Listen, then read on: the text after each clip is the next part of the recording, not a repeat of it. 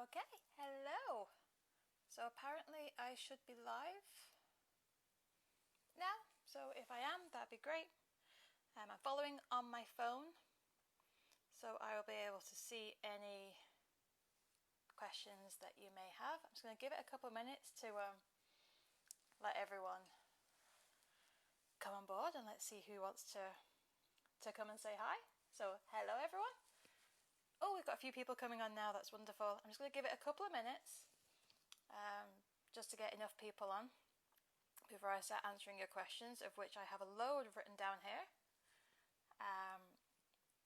So thank you very much to those that have already put your questions in. It's fantastic. And I'll make sure I've got my little comments up. So, hello Rosie. So this is awesome. Okay, so there's been a couple of questions so far. So I'm going to go through the list of questions that I've had, and then if you can, feel free to keep asking questions as I go along. So my name is Danielle Beck. I'm a registered clinical animal behaviourist, and my specialty is reptiles. I adore my dogs, absolutely, but reptiles is something that I have been looking after, working with for well over 15 years now. And people often ask, can reptiles have behaviour problems? Well, yeah, of course they can. They are animals just like the rest of us. They have their issues too. And often with our reptiles is we assume that they're thick or that they're stupid because they don't have the mammalian brain, which simply isn't true. They are smart in their own right. What you have to remember is these are animals that have lived for thousands of years in their very specific little niche, and they have adapted so many skills to be fantastic in that area that they belong in. So one of the questions I've been asked is about handling. Now, a lot of people love to handle their animals, regardless of what species it is that we're dealing with. And as humans, as primates, we like to touch things, we like to cuddle. That's how we show affection. Reptiles don't always appreciate that as affection. They don't see it as that way. And you have to be very aware of the species that you're dealing with, how they adapt to touch, if they adapt to touch at all. Now, a lot of the animals you can train to be handled, so you can do targeting, you can do stations to teach them to come up onto your hand voluntarily. When you're dealing with species like snakes, be aware that you're dealing with predators. So if they sense something warm coming towards them, they're probably going to think it's either prey or something that might attack them. So it does take a lot of time to condition that kind of trust with them. It can be done. Whether you should or shouldn't isn't a question I'm going to answer here, because that's an ethical one, and that's just going to take a whole different thing to get into. But yes, you can do it. You can teach them to be okay with handling. With snakes in particular, if the only time you ever open their vivarium is to feed them, you can teach them to kind of preempt prey. So you can get a lot of aggressive type responses, which is more predatory behaviour than them actually reaching out to you. One thing that someone mentioned is about lizards, that when they're out of the enclosure, they will actively engage with their handlers, and they will climb up onto your chest and they will lie on you. Absolutely they will. Honestly, I would love to think this is because they love us, and they love us as much as we love them. It's probably more to do with the fact that we have a lot of body heat, and these guys are ectothermic, so they're going to be looking for our body heat. We're basically a mobile heat source as far as they're concerned. So they're probably stealing our heat rather than showing true affection. However, having said this, some of the lizards that I've owned in the past, particularly my bearded dragon and my iguana, did seem to show more affectionate type behaviours. Out of everywhere in the house, we had heat spots separated up, so when they were out of their enclosure, they could still warm up. They had UV lights and heat spots decorated around. They would come and like to sit on us, and they would like that interaction. My iguana, especially when he was shedding, would come over and he would like nudge your hand, so you would scratch the side of his skin. So when he was shedding especially, he used to love that, and he would close their eyes and they will lean in. Now with their eyes, a lot of lizards will close their eyes when you touch them like this. It's not necessarily that they're relaxed and calm though. Some of them will only close one eye because they're hiding from it. They are a species that seems to be a bit of a, if I can't see you, you can't see me. So they do tend to close their eyes if they're a bit worried. My best advice for that is that if you're handling a lizard or if you're stroking them, do it for about 5 seconds and then stop. If they kind of try and move away from you, let them. If they sort of lean back into you, which iguanas and some of your bigger lizards will do, keep doing it. They really want the attention. Bearded dragons often like being stroked under the skin. Under the skin? The chin, like this. It's very individual. We have another question. Optimal enrichment in reptile enclosures. Oh, this is a speciality of mine. I love providing enrichment for reptiles, particularly lizards. Now, if you think about your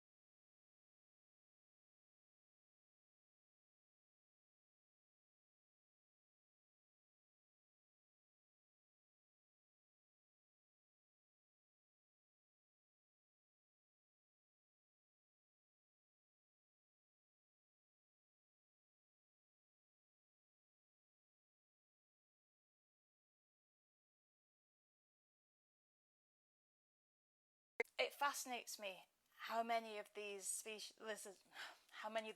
actually enjoy the 3D height thing.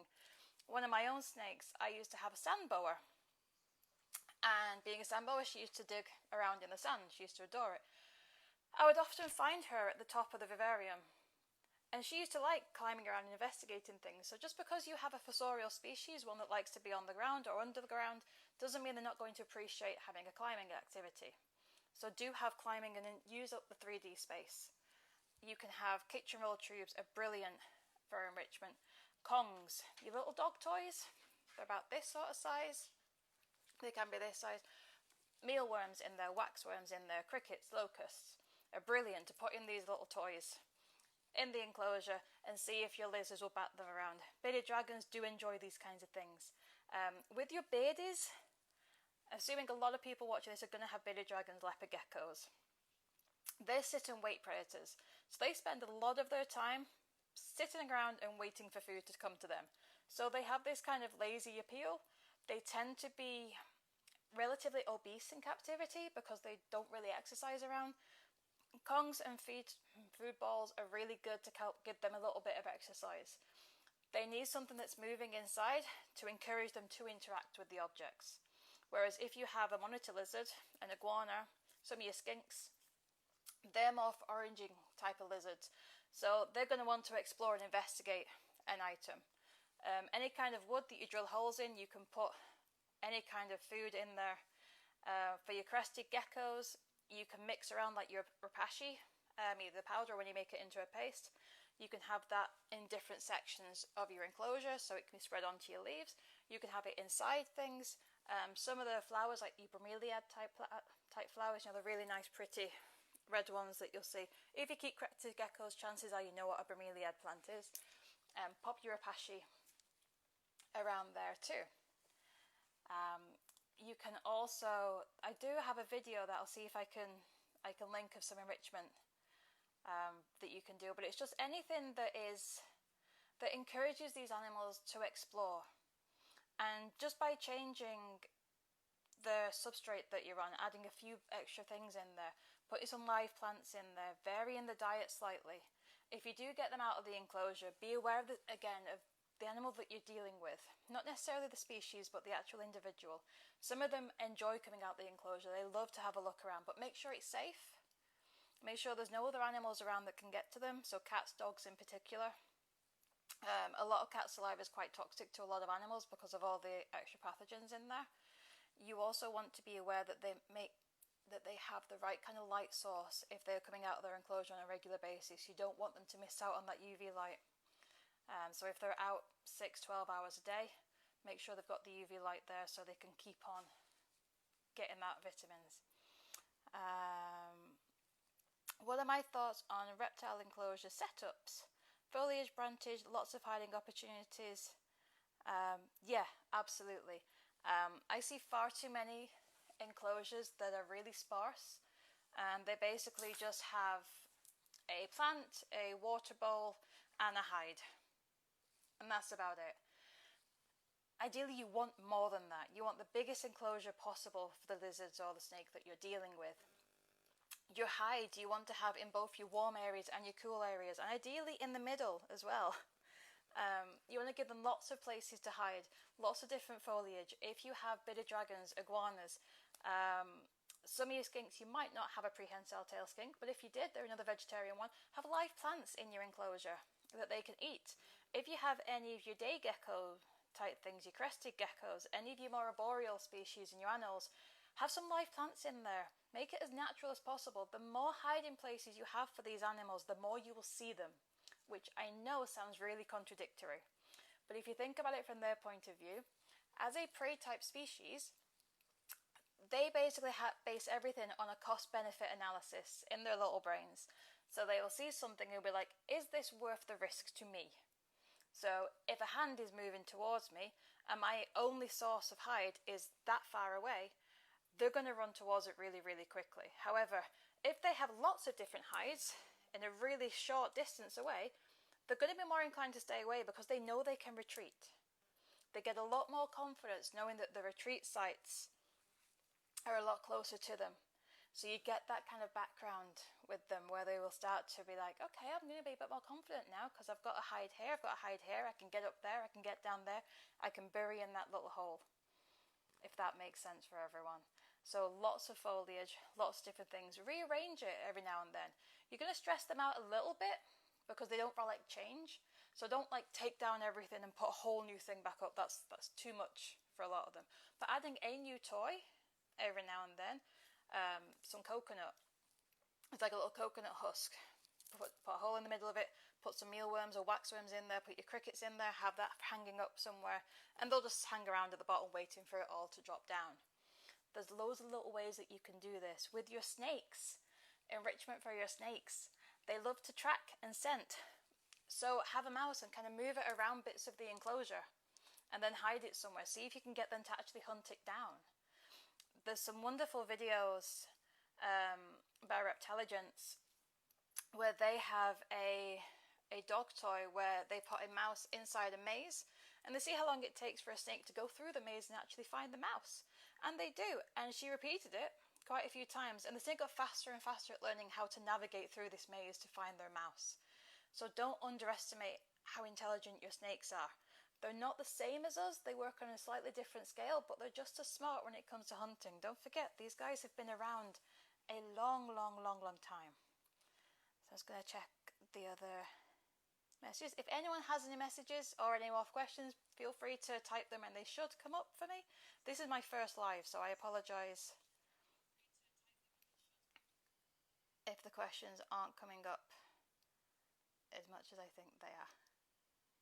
It's nice to see so many people here. What else have I got? Ooh, a UV light question. Oh, I like UV light questions. Okay, so for those that don't know, all reptiles need to have UV light. It's how they utilise the vitamin D3 to synthesise the calcium in their diet to form those strong bones.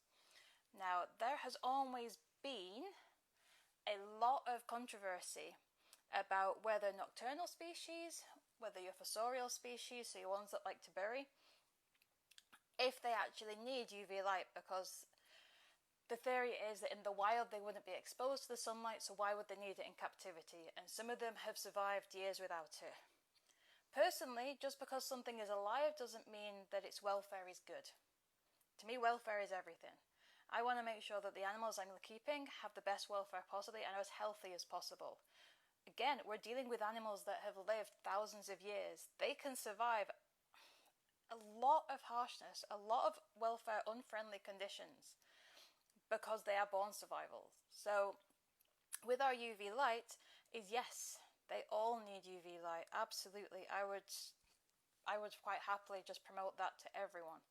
The amount of UV light they need is the thing that varies. So your desert species, again, your beardies, they need a lot of UV light. So you're wanting the really high UV lights for those ones. For your tropical species, they're a bit lower down the spectrum because they will have the canopy cover, but they still need it. For your leopard geckos and your snakes, they still want UV light. The cells in their skin, the chromatophores, are actually able of absorbing the light at a faster rate.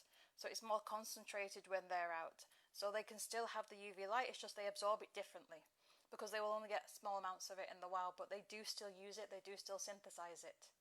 So just because a species is nocturnal doesn't mean they don't need the UV light, they absolutely do. But don't give them too high a level. So you wouldn't give a crested gecko or a leopard gecko the same UV light as you would a bearded dragon because it will probably burn them. Again, with your heat sources is make sure your heat sources are nice and varied throughout your enclosure. One of the best enrichment things for reptiles is heat. They like to regulate their body heat. They will move around. And if you can set up your enclosure so you have different rocks, different heights, have a heat spot in one area. If you've got an arboreal vivarium, if you have like a heat spot down here and one a bit further up, so they can start to navigate and have some shelter. So if you have a heat lamp, have some shelter underneath it. So you've got an intense heat bit here. You've got a nice microclimate here of different heat compared to your one over here, and you've got another one.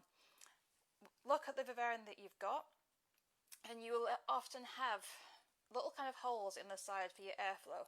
So have a look at where your airflow will go through. Usually it comes in at the bottom, there'll be a hole up at the top for it to go back out. All the little rocks that you have, try and pile them up, have little caves, have areas where your lizards can go in and out, the same thing with your snakes.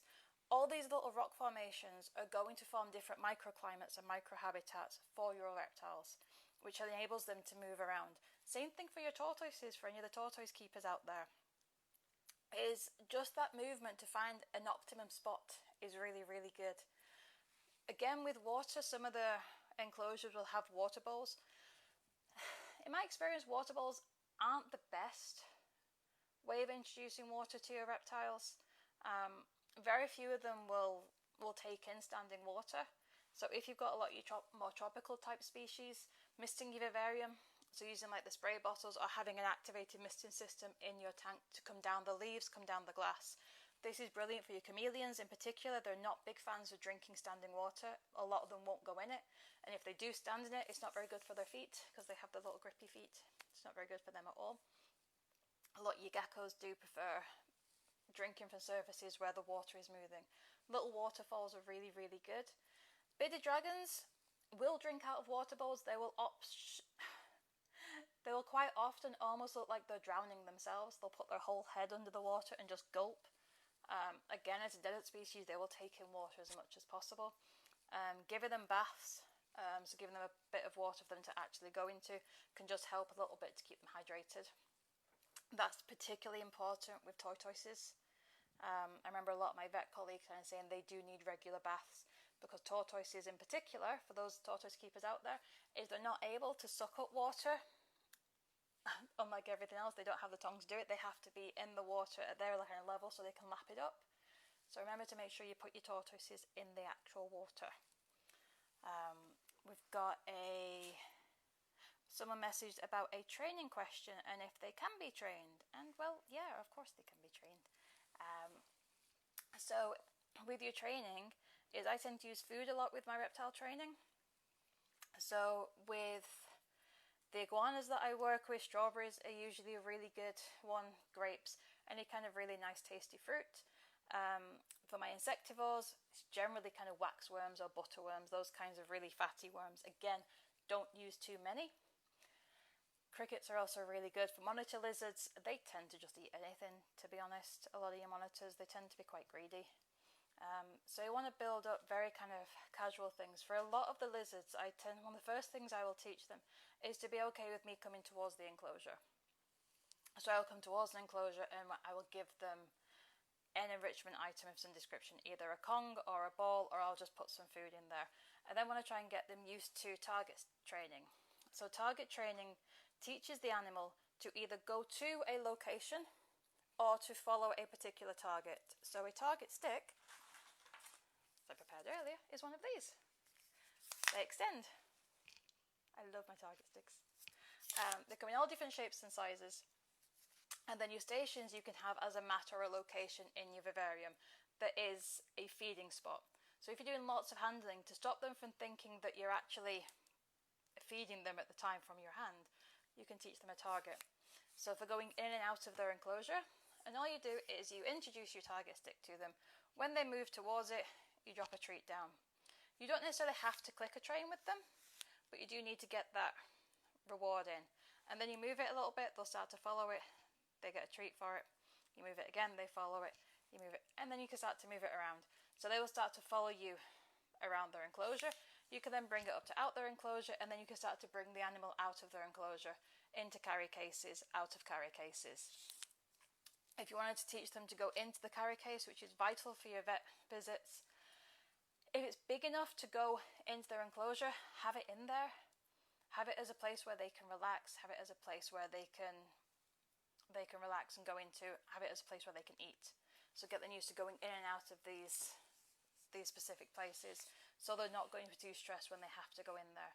Get them used to following your targets, so you can get them to move around in different locations. Gives them a bit of exercise too, but it also means you have that handleability back. What's the best technique for taming, calming, viv defensive snakes? Okay. So, do you know what species of snake you're dealing with, or is it just snakes in general? So a lot of your viv defensive snakes, for those that don't know, is they often get conditioned to know that the sound of the vivarium opening is a precursor for food. So as soon as they open it, they'll start to...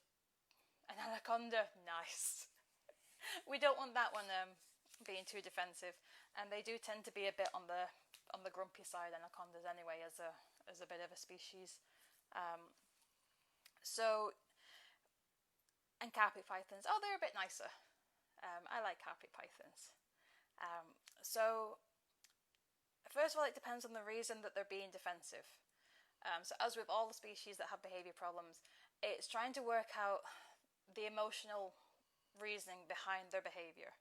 So defensive in the vivarium is either due to them being fearful, either of the person coming towards them, so they're going to lash out and defend themselves, or it could be, as I mentioned, that they're anticipating food and they're more in a predatory mode. So distinguishing between the two of them is the first thing that we need to do. If you're dealing with an animal that is defensive because they're scared, give them more places to hide. So as I mentioned earlier, the more hiding places you've got, you reduce that chance of them actually being more aggressive towards you, because you build up their confidence slightly. And it's getting them used to kind of coming towards the vivarium a little bit, moving away. Coming towards, putting something decent in, moving away. And gradually doing it over time. So you're desensitizing them really, really slowly to just your presence. So you're not moving towards them, you're not trying to handle them. It's very much a hands-off approach at first.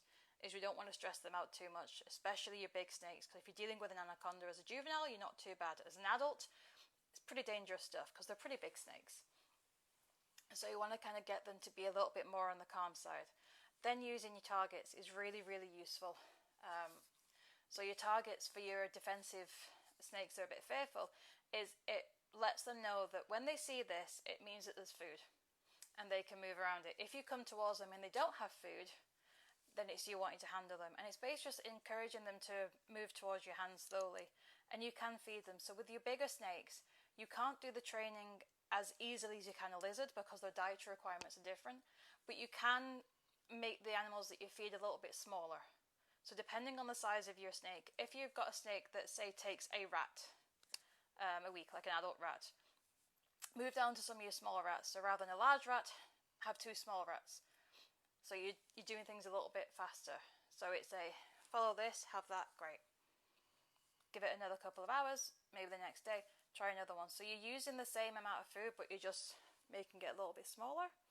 If you've got one that is just defensive vivarium because they always anticipate food, you see this a lot in the snakes in pet shops, some of them in more breeding establishments because you don't really have the time to actually interact with them. That's where you need to desensitize them completely to opening and closing the vivarium just randomly throughout the day without any food being linked. You want to break that connection between hearing those doors slide and getting food. So it's doors slide, doors close, nothing happens. Doors slide, doors close, nothing happens. Doors slide, doors close, nothing happens. Doors slide, they see a target, food happens. Target goes away, close. Doors open, doors close, nothing happens. Doors open, doors close, nothing happens. Doors open, target arrives, food arrives. So you start to change that into, okay, the target is what predicts the food. It doesn't have to be a target stick. It can be whatever target you want to have as a cue that means dinner time. And they will start to learn that difference. Some people will have lights. Some people will do the tap training, so they'll kind of tap on the vivarium. I'm not a big fan of tap training purely because of the vibrations. I'm not sure how the snakes will kind of respond to that because they're very sensitive to vibrations. But does that help answer your question, Holly? I hope so. Has anyone else got any questions for me while I'm all live? Otherwise, I'm just going to keep rambling on about reptiles forever because they're my favourite thing in the world. And I love just having them out and, wonderful, yay! I'll give you a couple of seconds to see if there's any questions, and I'll double check the notice board because I can't see everything very well on the camera.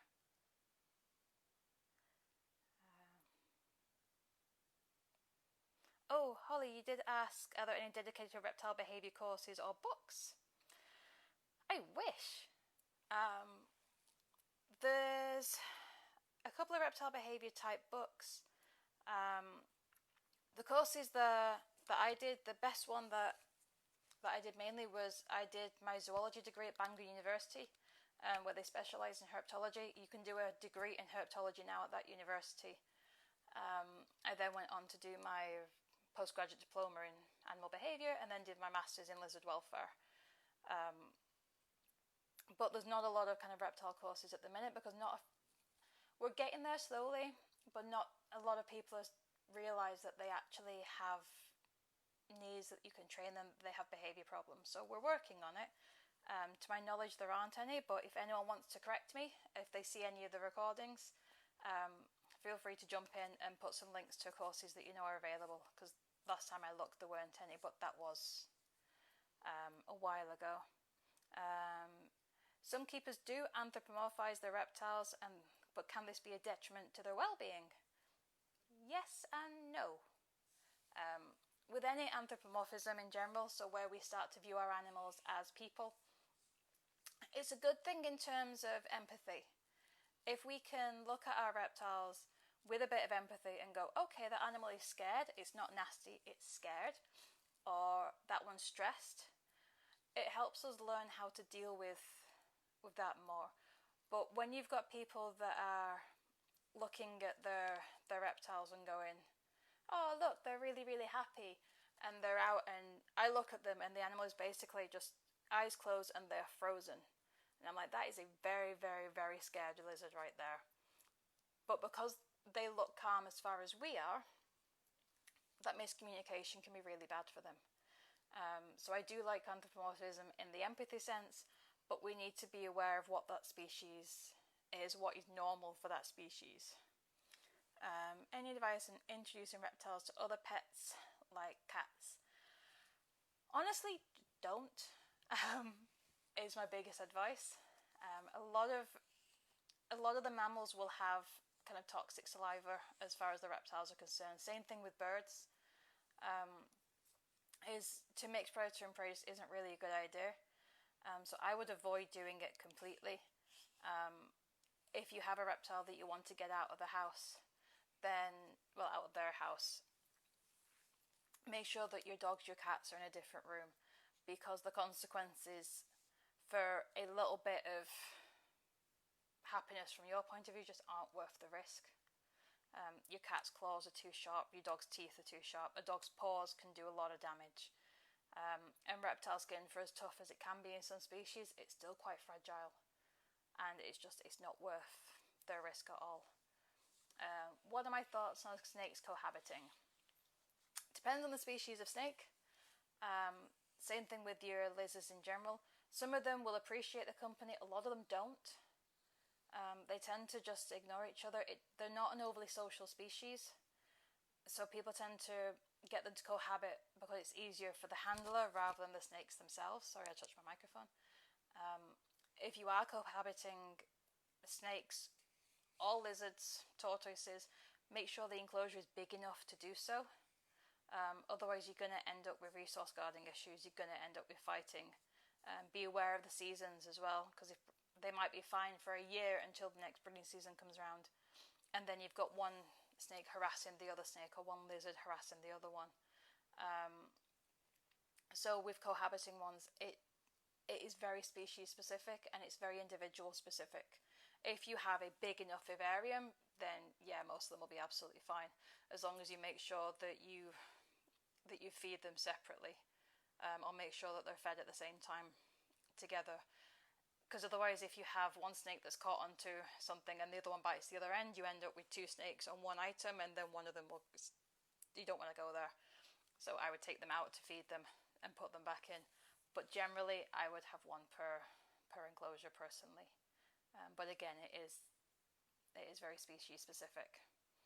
With lizards, not so much if you've got some of your communal ones. But again, it's all space. Some of them will fight if the space isn't big enough, because they will compete over all the resources in there. And the resources aren't just food. The resources are also the heating spots, the best heating spots, which will vary depending on the time of day.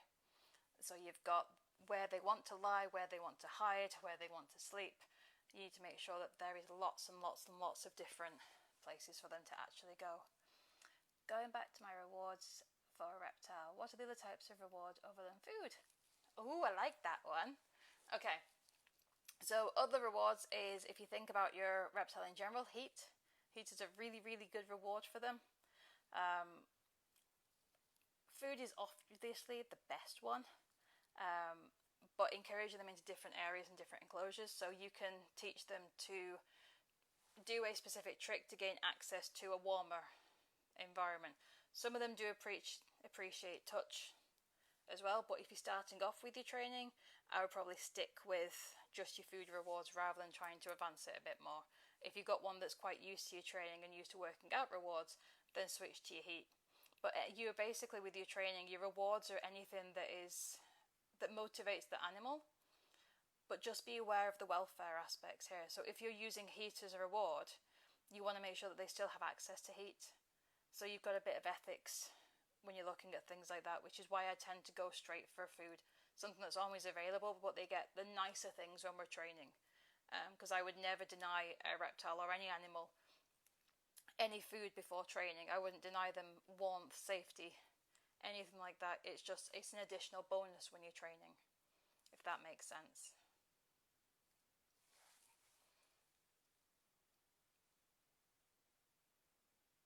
Let's give you a couple of minutes, see if anyone else has any more questions.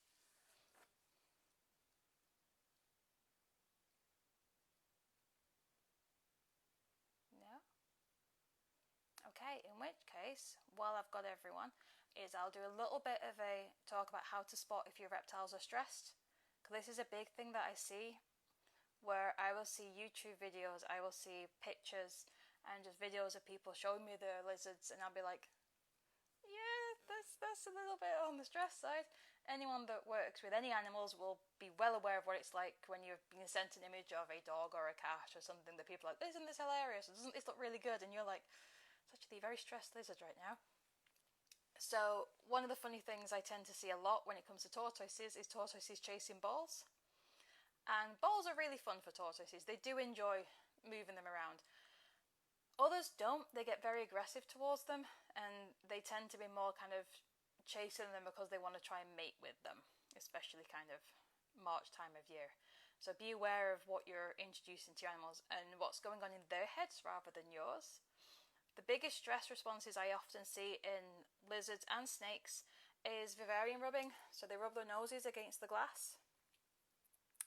This is really common in water dragons. It's really common in a lot of snakes, where it's usually to do with enclosure And it's either size or heat related in my experience, where it's either not big enough or sometimes it gets too hot. It doesn't have the right stuff in there and they get very, very stressed and they just keep running up and down the glass. Increasing the enrichment within that enclosure is one of the first things to do to try and help them. I was talking about enrichment in the very plants. Would you have them pots or loose of the substrate? It won't let me see the rest of that question. Let's see if I can find it somewhere else. Another thing that you'll see with reptiles when they're getting stressed is they will start to reside in atypical locations. So if you have an arboreal species, one that likes to be up in the trees, spending a lot of their time on the floor, that's a bad sign. That means that something is stressing them out. Also vice versa. I'm really sorry, Leah, it won't let me see your comment. Just going to see if I can find it here. Aha, found it. We're okay. Yeah, so if they're in an atypical location, or if you have a fossorial species, one that likes to bury in the ground, or a terrestrial that likes to stay on the ground up high, again, something is stressing them out. And it's generally something environmental. It's usually temperature. Temperature is the biggest stress for a lot of these animals, so make sure your temperatures are right. Check them throughout the year to make sure that as our summer's coming, they're not getting too hot. Yes, these animals like heat, but too much heat will kill them just like it will us. I was talking about enriching the vivarium with plants, etc. Would you have them in pots on a loose substrate? There is so much discussion on using substrate or none at all when considering impaction, thinking most about bearded dragons. Oh, the impaction debate. Oh, yay. Okay. So, impaction is... it's scary. And it's one of those words where you will read it and be like, oh, I don't want to use substrate ever because my lizard's going to get impacted because it will eat it all. I've seen a lot of this in leopard geckos, in bearded dragons, as you've said. See it a little bit in iguanas, but when it comes to impaction, what you have to bear in mind, and this is from a behaviour perspective, is it is not normal behaviour for any animal to go around and ingest enough inedible material to cause itself an impaction and that kind of physical damage. That is not normal behaviour. So if an animal is doing something that isn't normal behaviour, they have a behaviour problem. It is a stress response. It's known as pica. Feel free to look it up. So if you have a lizard, your bearded dragon, your leopard gecko, that is stressed, if the enclosure isn't suitable for them, if they don't have enough hides, if they don't have the right kind of temperatures, if the substrate isn't enough to provide them with the enrichment, if they get stressed, they are going to start eating things. If you have a healthy lizard, even with your leopard geckos, if you have a healthy leopard gecko that has a good quality diet, they've got all the right calcium, they've got the UV light, all their insects are being bulked up with all the right nutrients and things beforehand, they've got a nice big enclosure, they've got lots of hides, they have sand substrate, they can ingest little bits of sand when they're picking up on their crickets and it will pass straight through in a normal, healthy way because these animals are healthy. They can deal with that, they deal with it in the wild. It's not a problem for them. If you've got one whose temperatures aren't right, they've got nowhere to hide, their diet is very, very poor, and they start ingesting bits of sand, it's not going to pass through very well because the animal is stressed, they're malnourished, and that's going to cause them problems. So when you're dealing with impaction, it's not the substrate's fault. It's the environment as a whole. I'm a big fan of having substrate in reptile enclosures, a huge fan of it, because it adds to their enrichment. If you have a lizard that likes to bury and you're not allowing them to do that, that's a huge welfare concern for me. One of the animals I used to have was a monitor lizard, and they like to bury about 2 foot down, so his enclosure was like 4, maybe 5 foot high, so he had 2 foot of soil that he could dig around in. It was a soil sand mix, so it wouldn't cave on him. And they are absolutely fine with loose substrate, absolutely fine, as long as they're healthy and their diet is good. If you're concerned about it, speak to your exotic vet, and they can make sure that you've got the right temperatures, you've got the right supplements, and that your animal is healthy. With the live plants, absolutely, you can plant them either in the substrate or have them in little plant pots. I personally would do both because they tend not to get in the plant pots and destroy them. Some of your lizards will just see a plant and just dig it up and destroy it, which frustrates us as people. Your lizard quite enjoy doing that. Monitor lizards will quite happily kind of dig through and just destroy everything in their tanks. Iguanas, if you have hibiscus plants in there, if you have some ficus plants in there, and some nasturtiums, they'll quite happily just munch away. And I used to have different trays of different plants that would rotate in my iguana's enclosure. So he would eat all the plants, well, all the leaves and the flowers on some of them. I would take those out, put new ones in, I would regrow that lot, and we'd have like a cycle of plants. He used to have like soil and things at the bottom, and I've never had a problem with impaction with any of my animals, and they've always been a loose substrate. And I think that's because we keep the humidity right, we keep the temperatures right, and I'm constantly monitoring them. Any vet that I've spoken to when I've been discussing impactions is the animal has always been what's wrong with them. There's always been another stress response there. So don't worry too much about impactions when you want to put enrichment in with these enclosures. It's not about the substrate you use, it's about the health of the animal. If they're eating inedible material, that is a behaviour problem, and you need to speak to your vet, and ideally someone like me, and we'll be able to discuss a treatment plan for you and increase that enrichment to reduce the stress in that animal. I hope that's made sense for you. What time are we at? Okay, I've got about 15 minutes left if anyone else wants any more questions.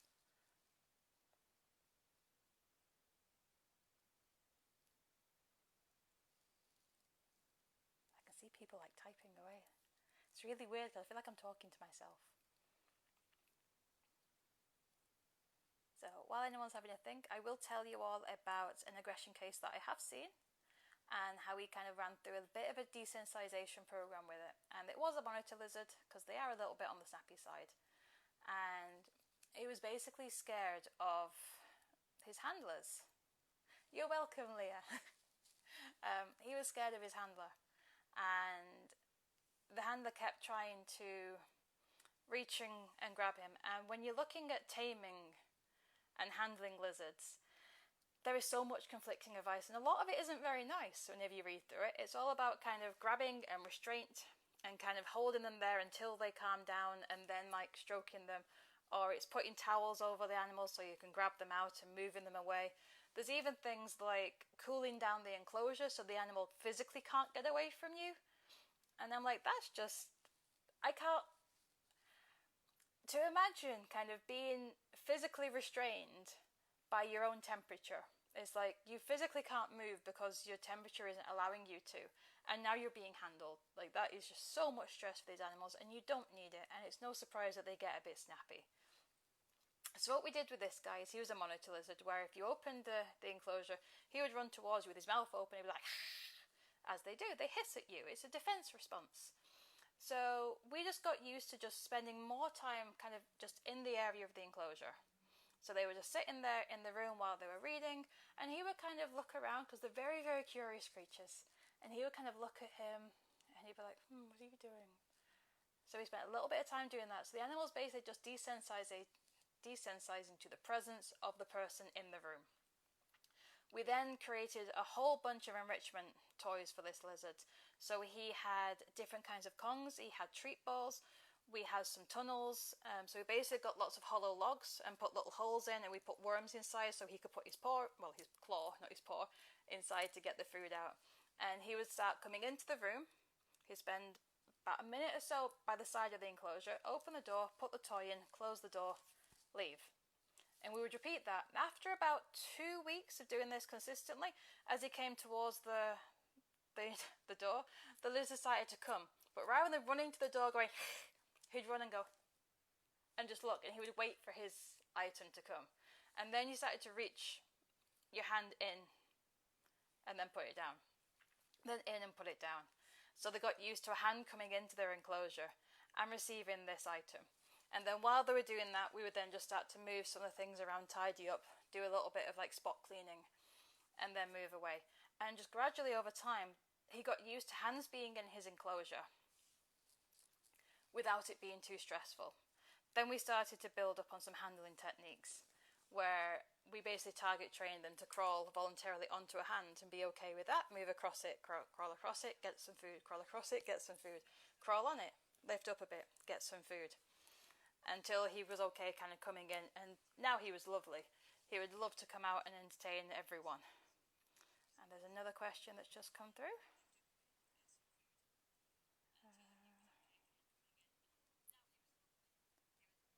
Can't see it.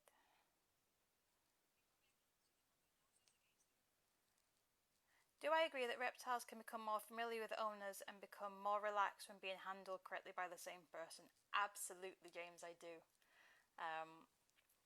They rely on scent so much that they will recognise handlers, and they do seem to recognise which keepers they enjoy spending time with. My iguana was a great example of this. He was always really, really friendly with me. I could walk into his enclosure, and there are times, especially around breeding season, where I was the only one in the house that was able to go up to his enclosure and get him out without him chasing them down and trying to mate with them, because that's what iguanas do about February, March time. And he was absolutely fine with me, and we had lots of kind of treat games, and he used to love his strawberries, and we had a really good relationship from my point of view. I think he enjoyed it too, because I would open the door and he would climb out onto me. So it was never me kind of reaching in to get him. Anyone else that had to get him out for handling things or for cleaning things if I wasn't there, they had to reach in and kind of grab him out. Whereas I could open the door and kind of tap, and he would jump out onto me and he'd be on my shoulder, and we'd have a really nice time just chilling out on the sofa together. Well, I had a nice time chilling on the sofa with him. I don't know what he thought of it. Just a nicer view, I guess. But there are some lizards where there are certain people that they have a connection with that they just don't like, whether that person smells different or they have a bad association with that person. But yeah, they do seem to have different relationships with different handlers, which would make sense.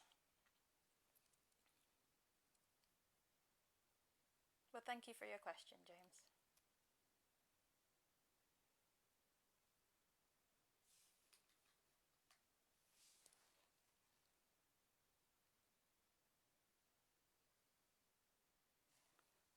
I think I have answered all the questions. I'll give you another couple minutes to ask me any more while I sit here, and then I will finish the live, if that's okay. But I hope everyone that's been watching has enjoyed it. I hope you've learned a little bit about reptiles. How would you help change the response to a family member who they don't like? Okay, training again. So you would want to make sure that the family member that they don't like is completely hands-off with them. So everything with these animals starts off with being hands-off. Is don't touch them, don't force them, just stay away from them. They have so much ability to just be aware of their environment. Everything is environmental to start off with.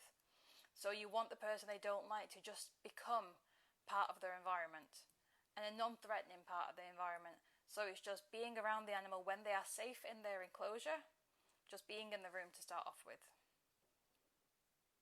And if they come out, just doing nothing. So let them just wander around their enclosure nice and safe, sit on a log high up, and just watch the person and get used to that. And then once they're more okay with being around as the other family members in the same room, see if you can get the family to go a little bit closer. And then wait. And then start to introduce some food items. So introduce some of the toys, the enrichment toys that I've mentioned, or start feeding them. So they go up, they feed them, they move away. And it's the same kind of desensitization program that you would do with a dog or a cat or any animal that's scared of someone. If they need to, have a family member that they do like around at the same time, so they've got that safety of having the family member. But because they're not overly social species, it's still controversial as to whether that will actually help them or not. Because even though they do attach to us in some way, they don't have these social bonds. Unfortunately. I like to think that they do. I would love to believe that they do, but the science hasn't caught up with my beliefs yet. So I have to stick with the science. At the minute, they don't have the social bonds. So whether the family members that they do like is there or not may or may not help. a lot of it, to be honest, is just down to the food. They're very selfish in that regard. It is food and safety. If they can start to associate the not so nice people with food and safety, then you start to override that fear emotion for them. But they're quite simplistic in that form, and that's the only time I will ever use the word simplistic when I'm dealing with reptiles, because they are far from it. They're just solar powered, that's all they are.